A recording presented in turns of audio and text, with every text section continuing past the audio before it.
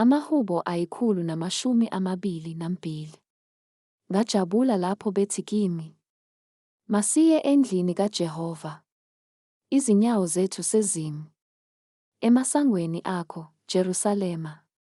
Jerusalema, wena owakhiwe njengomuzi ohlanganisiwe ngokuqinileyo, lapho imindeni ikhuphukela khona, imindeni kaJehova, ngokomthetho ka-Israyeli, ukuba idumise igama likaJehova, ngokuba kumisiwe khona izihlalo zokwahlulela, izihlalo zobukhosi zendlu kaDavide.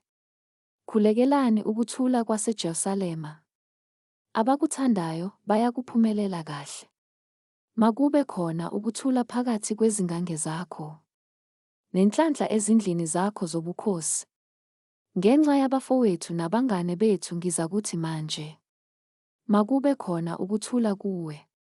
Ngenxa yendlu kaJehova uNkulunkulu wethu, ngiyakukufunela okuhle.